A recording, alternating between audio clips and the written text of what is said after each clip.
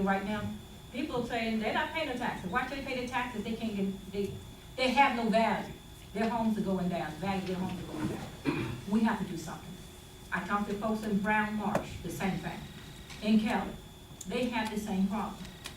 So we have to do something. 4,000, you'll get your 4,000 or your 60 in taxes.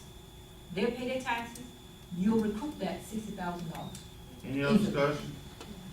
Yeah, how many 100 years would it take one person to eradicate the beavers in Bladen County?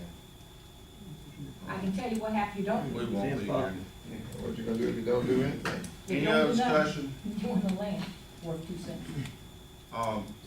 My comment is, I want to do something about the beavers, but it's just close to budget time.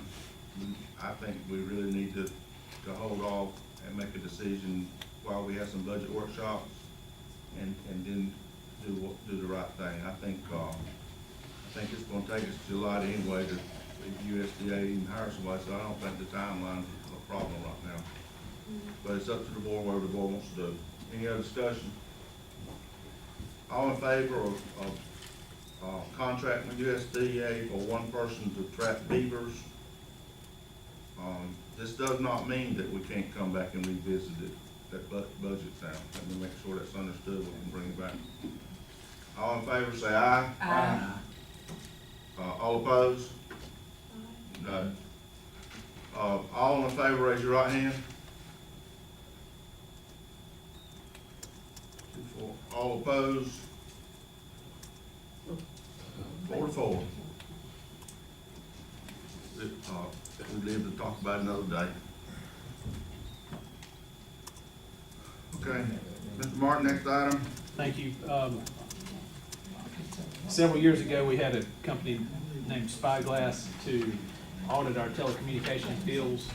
They find things like issues with taxes not being computed Mr. Barney, got the correctly, floor, that type of please. thing.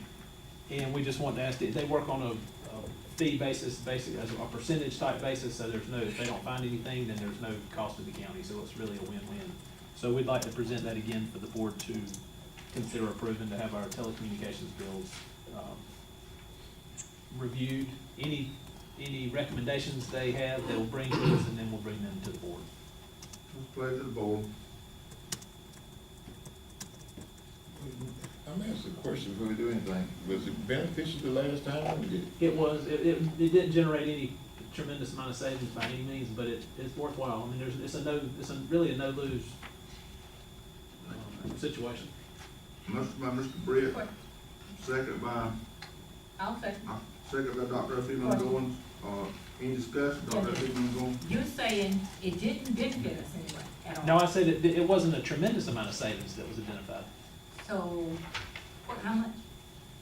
I don't know that And I how much remember it an cost? exact, It weren't big. it wasn't anything significant, but I don't know if there could be some error on our bills now that we just don't know about, and we won't know unless we have them analyzed, and that's their specialty. So you know how much we paid, how much we had, did it cost us last time? Nothing. Yeah, How much? it's just a portion of the Minimum. savings that is identified. Yeah. Thank you. Any other questions? All in favor, say aye. Aye. All opposed? Okay, Mr. Martin. Thank you, I Mr. think Chairman. Bradley's gonna do, Yes, yes. Mr. Martin, Mr. Kinlaw's gonna do E and F. Upgrade, update regarding Hurricane Matthew, and then update regarding Hurricane Floyd. Mr. Bradley. Thank you. Good evening. Might be a while, so I'm gonna sit down. Yeah, you better not. Not yet, sir. So this is the first of, an update we'll be trying to do every couple of weeks. And from here on out, I'll try to highlight any updated information in red or yellow or something where you can pick it out easily. I don't see a lot of, from 2 weeks to 2 weeks, I don't see a lot changing on the updates, but, we'll get them there for you. We'll start with Hurricane Matthew, and where we are in the recovery process. There's 3 programs that the county is managing. The Hazard Mitigation Grant Program, as you can see, we're doing, the acquisition of 3 homes, 2 elevations, and, currently 3 reconstructions, but 2 of those 3 have requested to go to acquisition. And that's being running the paper now to meet the federal guidelines before that happens. So we anticipate, 5 acquisitions, before that's said and done. As you can see, the appraisals, we had some issues getting, more than one appraiser to bid on these projects. We had to work that out with the state to get their blessing and move forward, because we didn't get 3 bidders, and that's been done. Surveys underway, asbestos inspections are complete, and title opinions are complete, on those projects. Number 2 is the Can you disaster. go on? You said you had to get bids for what? To clean it or to bid them for reconstruction? For what? For like legal services, asbestos inspections, surveying, appraisal services, and it seems like there was 1 or 2 more that y'all have approved, the bid contracts on, several months ago. I thought you said you needed 3. 3 what? I missed. We need 3 appraisers to bid on this project. What does that do? I don't understand. I don't understand what, if they'll place for what? They're appraising the value of the property, so we can give them fair market value, before the storm for their property. Okay, that's what I wanted to hear. Thank you so much. Thank you. I want to make sure. So 2 and 3 are state money, the state allocated for recovery. As you can see, round 1 of the Disaster Recovery Act grant, we got 5 units that, they will have the pre-bid conference tomorrow. You should have got some paperwork on that. That notice has been hanging at the building inspection office for a couple of weeks. It's mandatory for any contractors to show up and be eligible, for this work. And the bid opening will be March 26th for those first 5 units. Round 2, they're reviewing applications now, and we'll go through the same process again. A month or so down the road for round 2, which will probably be another 5 more units or so. Number 3 is the Disaster Recovery Act of 2017. In round 1, they're currently 4 properties approved, and they're preparing the bid package now. So finally, we're starting to see some work finally gonna happen with these Hurricane Matthew projects. And can When I do we ask get you- the list of those people, those homeowners?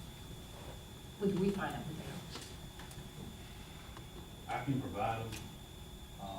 I don't, they've been before the board before, but I don't remember what day it was on. You I can go know back and some of reference. those people. The question I got, I think it's with the mitigation, I don't know whether it's the same thing, but when I was talking with some people that was affected by the hurricane last week, I was meeting with some guys and some of the workshops, and they was talking about property that got affected on the East Coast, all the way up and down. And they were saying that there was funds that was appropriated for people who were unable, uninsured, but didn't have insurance, and that there was a pool of money that our county should have access to for people who did not meet those criteria to get basic things back done to their houses.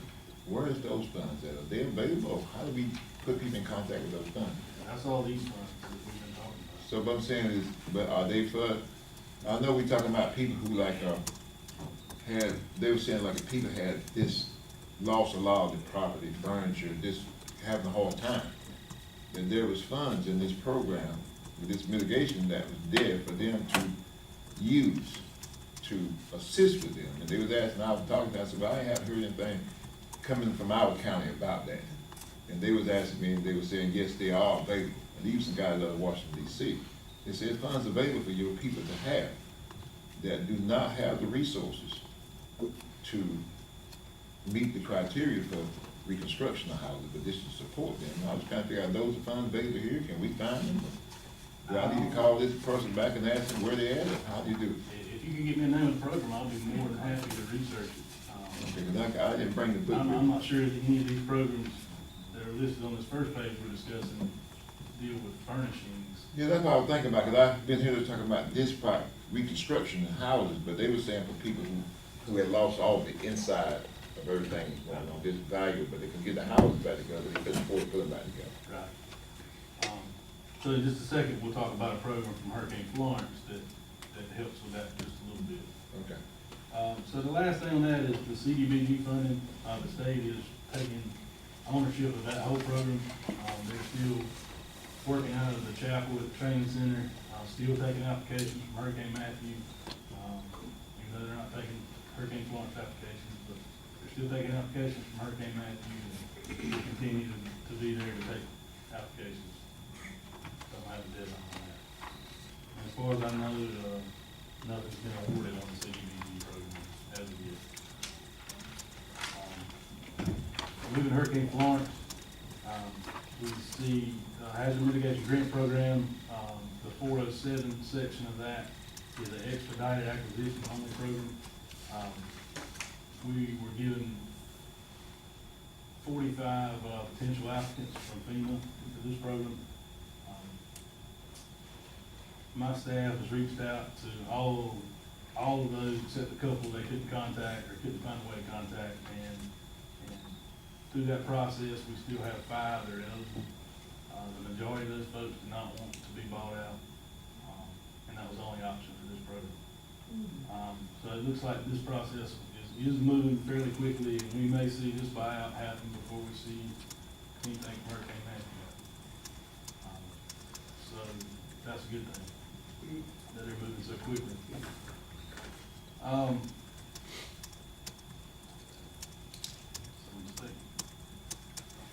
Hazard mitigation grant program, section 404, which is acquisition, elevation, and reconstruction. We did an application period. They extended that, so we extended it. And as of March 1st was the final deadline. And last week we submitted 14 homes for acquisition, 15 for elevation, and 8 for reconstruction through that program. The NC STEP program, Mr. Cogdell might answer some of your question here. This is a rapid repair of homes to get people back in them. It's where they go in and gut out all the damaged material, mold, that kind of thing, and they go back in and give them a functional bedroom, and potentially 2 to 3 bedrooms. They'll do one for each gender of child. So if you have a boy and a girl, they'll do 2 bedrooms. If you have 2 boys, they're only gonna do 1 bedroom for the children, 1 for the parents. They'll redo 1 bathroom and a kitchen, and make it functional as far as toilets, sinks. They won't provide a stove, but they may provide a stove depending on the funding. They're only allotted $17,000 per home. If they run short on money, they may provide a hot plate. But they'll at least be able to get back in their home. It won't be painted, it won't be carpeted, it'll just be rough drywall. But they gotta stay within that 17,000. So, Brad, what I'm asking, are there the people that were affected by the storm that just came in this year, and can they apply and still get those assistance to that STEP program, NC STEP? Well, it's already been identified that there were 551 homes that were eligible for this program. And that's between, the county doesn't have any say-so in that. That's between FEMA and the homeowners when they call in to the 1-800 FEMA number. They determine who's eligible. And as of right now, 230 of those remain in the program. The couple I just randomly called to check, I had to sign my life away to get a list of those 500 and some properties, but I called a couple and they were like, man, we just had a couple shingles blew off. But we were still eligible for them to come in and get our whole house, so we backed out of the program. So that's why you see, I think, a major decrease in the amount of folks that are eligible. Because a lot of people were up and going before this program even came about. Okay. But, because a couple families were saying that they still not in their home from Kelly. Sure. Have you contacted those folks on Natmore Road who flooded? I'm pretty positive that Got all of them?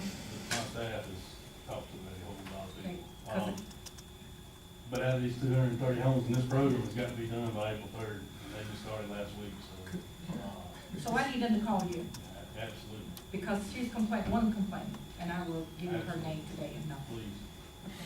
And I have a feeling they're on this list, but I'll verify it if you'll Okay. give them a call. Okay, because they're in the mobile home, trailer, whatever.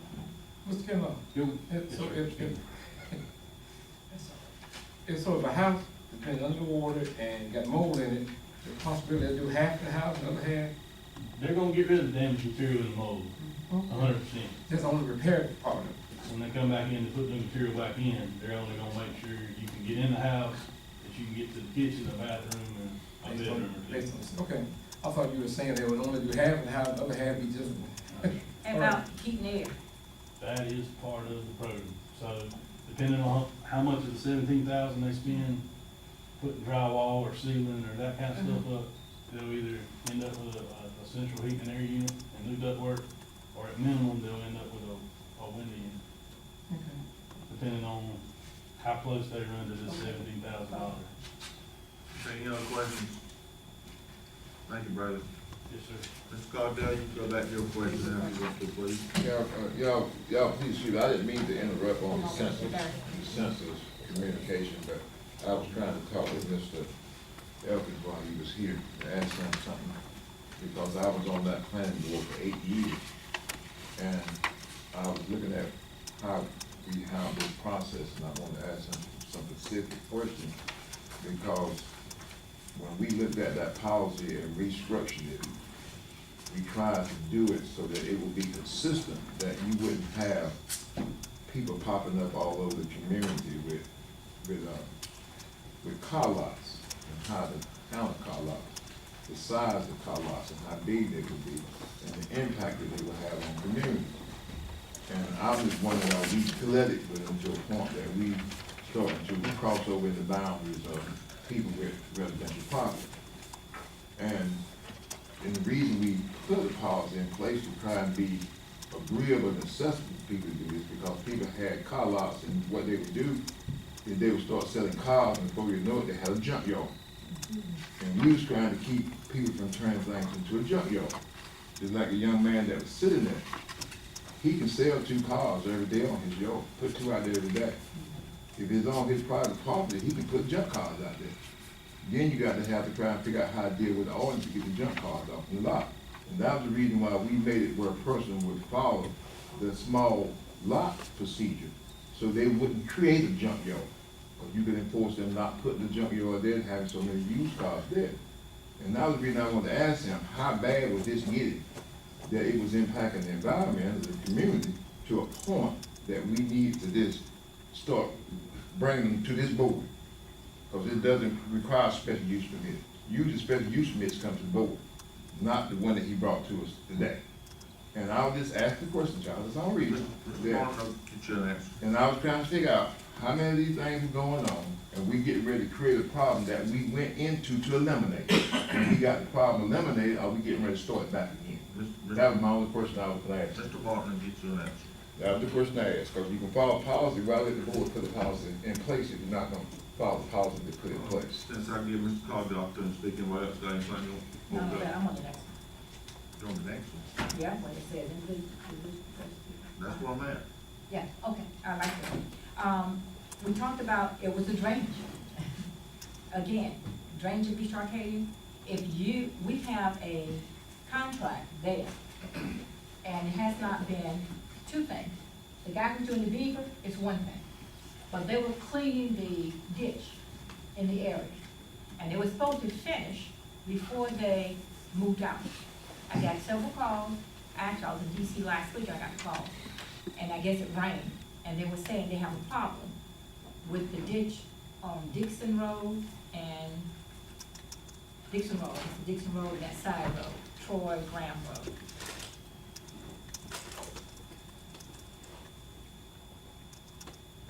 Mr. Martin, I'll get with Yeah, you take it. He'll get with that and call you.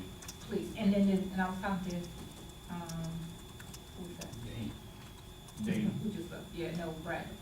On the list of the people that were, on the list, the reason I like to know when they call us, like this lady, she's been saying, and the guy who called me, Mr. Henry, I'm gonna give you his number as well. He has a camper, but he needs assistance inside getting in his house too. So I'm gonna give you his number as well. Good. Okay, thank you. Mr. Martin, please, contact all the commissioners you need to around this item, please. I will. Whoever has an issue with that, or whoever don't have questions they need answered or whatever, please resolve that if you can. I called Are yesterday. any individuals or delegation wish to address the commissioners? Okay. If not, I'll entertain a motion to adjourn. So moved. Second. Good, second by Mr. Bullock, in discussion. All in favor say aye. Aye.